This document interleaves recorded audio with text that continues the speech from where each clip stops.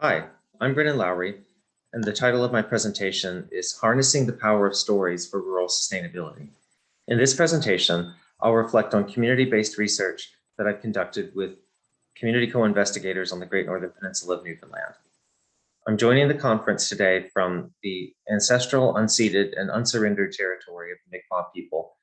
I'd acknowledge with respect the diverse histories and cultures of the Beothuk, Mi'kmaq, Innu, and Inuit peoples whose lands encompass the province now called Newfoundland and Labrador. This research would not be possible without the collaboration of community co-authors, including Joan Cranston, Carolyn Labors, Richard May, Renee Pilgrim, and Joan Simmons. Together, we're working to publish this research in Gateways and a themed issue on power and engaged scholarship. Which takes us to the main issue that this presentation seeks to address. Stories have a unique power to shape our understanding of community sustainability. Yet in places on the periphery of capitalist systems, this power can be used to impose top-down narratives onto local residents that reinforce uneven development patterns. Academic research often exacerbates these processes by telling damage-centric narratives that portray communities as deficient and broken, rather than working with community members to reimagine local futures based in their capabilities. In contrast, we draw from asset-based community development while considering notions of diverse economies, which acknowledge the value of economic activities on the fringes of capitalist exchange, like self-provisioning, volunteering, and social enterprise. We also highlight the potential of storytelling, which has long been used in oral history and indigenous methodologies, but which policy and planning researchers have only begun to explore. For example, the deep story concept examines how the latent frustrations of disenfranchised groups can be manipulated to fuel xenophobic political movements. In contrast, storytelling has also been explored as a tool for mobilizing citizens around an inclusive sustainability agenda.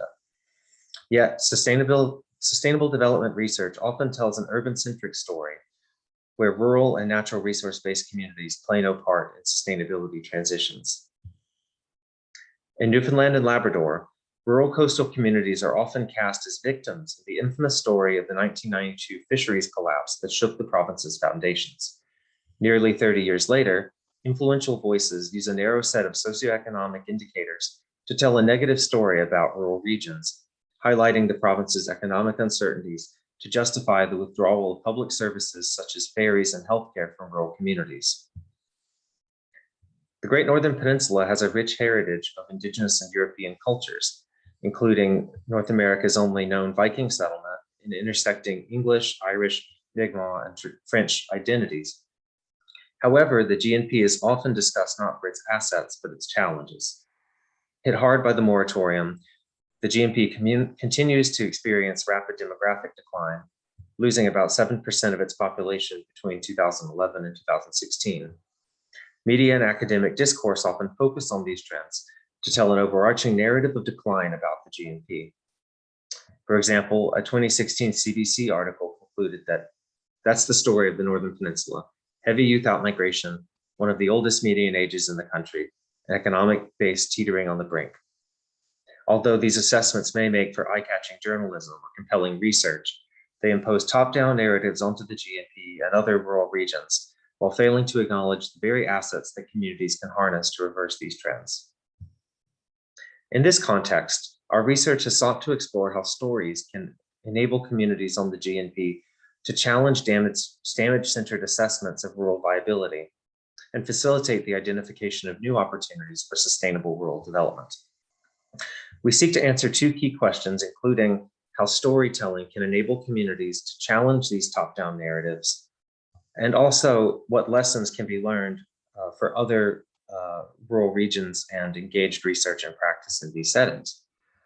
Our approach has consisted of a community-based research initiative in which myself and community co-authors and other community members have engaged, which has also been part of my PhD research. We have also sought to reflect on power in our own process, particularly by critically reflecting on my own role as an academic researcher and being mindful that university community engagement often privileges academic knowledge over that of community members. This process began in late 2017 when I first visited the GNP to attend a workshop led by Memorial University about where local leaders expressed frustration about a recent report authored by Memorial researchers that highlighted the region's demographic challenges. After a number of preliminary visits, I lived on the GNP in the community of Port au Choix in fall 2019, conducting 30 semi-structured interviews across the region and 4 focus groups. Around the same time, I became involved in a new initiative called the GNP Community Place, which seeks to establish a clinic in Port au Choix to improve access to primary care and other health and wellness programs not available in the area. And through that, I've gotten involved in a research collective that includes community members and academics. Now I'll share some highlights from what we call the deep story of regional sustainability on the GNP, going back to that deep story concept explored earlier.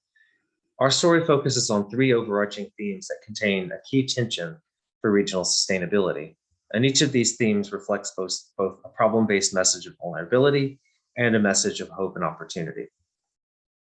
The first tension is a sense of deep nostalgia for the pre-moratorium days, contrasted with an understanding the region cannot return to these times. Especially in Port au Choix, local residents reminisced about a time when wharves were full of fishing boats, streets were busy with traffic, and the community's nightlife venues were bustling. A former resident of Port au Choix reflected that we had everything. We had a movie theater. We had 3 or 4 clothing stores. You know, how many gas stations? There were 3 takeouts and a restaurant and 2 clubs, and there was a live band at each club every weekend. Yet at the same time, residents across the GNP identified elements of the past that were not so positive, like the fact that the role of women in sustaining communities has often been overlooked, and the region's indigenous histories and current identities are often undervalued and suppressed. When reflecting on the more positive aspects of the past, residents often had a pragmatic sense that it was impossible to return to these glory days. The second key tension is a sense that some outside entity will come and save the region from its problems, contrasted with the desire for self-determination. The region's history is marked by the heroic journeys of outsiders coming to the GNP, like the Norse explorers who established the Viking settlement, or Dr. Wilfred Grenfell, whose medical missions at the turn of the 20th century were in an attempt to alleviate dire health conditions in the region.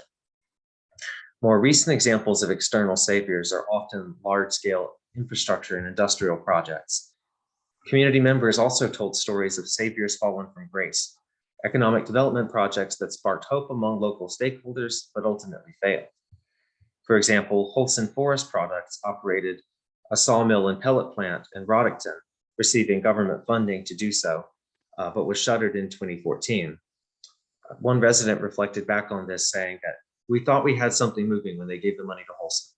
We thought that would be the bright spot or the savior of the forest industry, but that didn't work out. Stories like these seem to reflect a sense of collective trauma over these failed projects, as well as a pervasive external locus of control over regional development.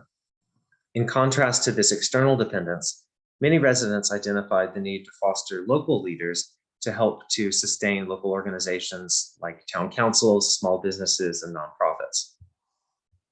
The final tension in our deep story is a sense that residents learn from a young age that they should leave the region to be successful, contrasted with an identified need for youth to rediscover local ideas of well-being.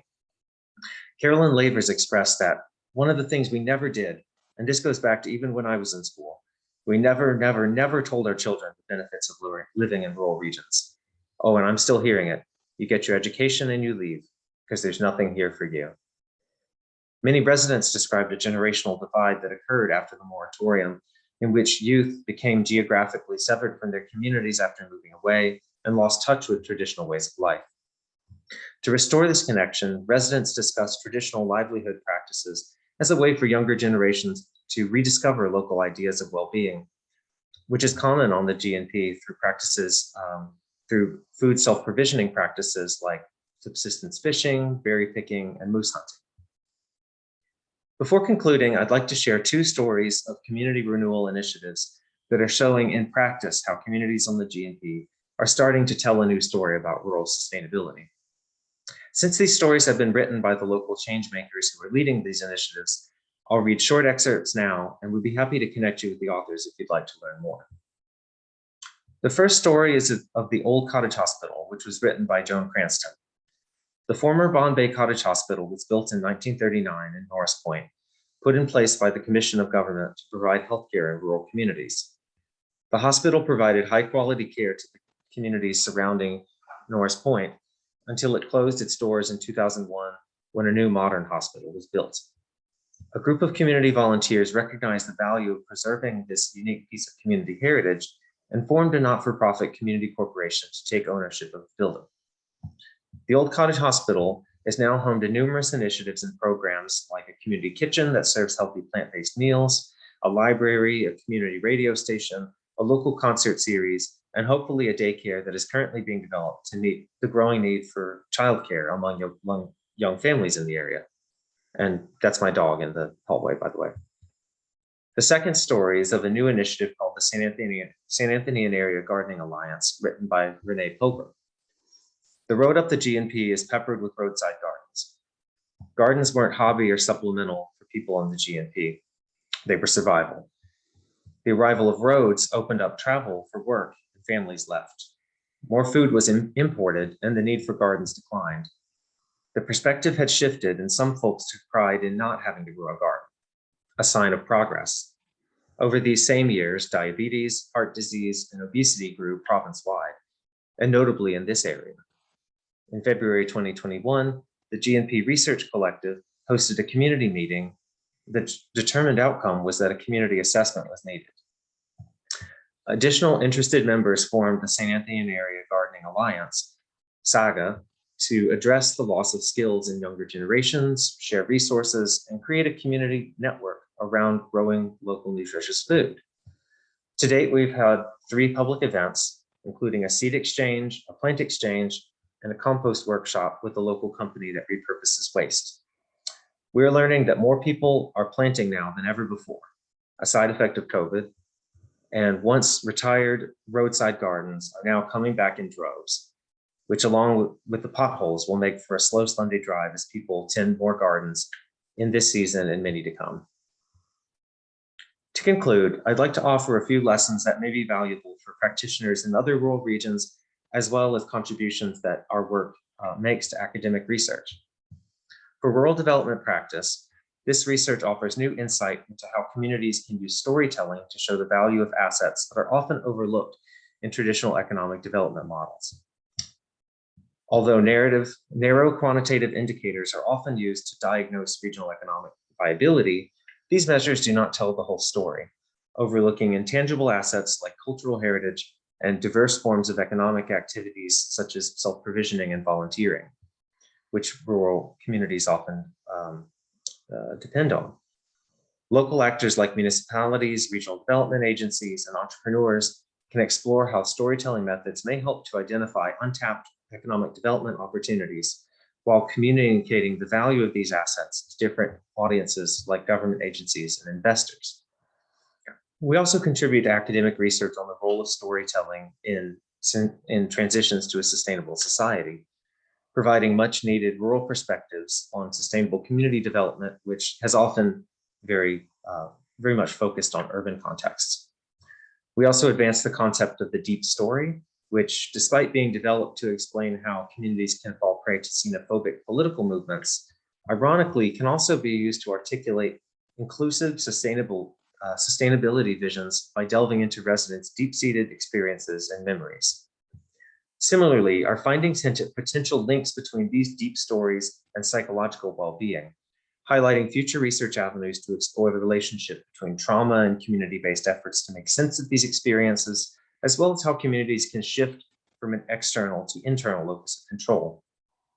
Finally, we hope to demonstrate that storytelling can serve as both a theoretical lens for exploring community development questions, as well as a research process to reduce power imbalances between academic researchers and community members.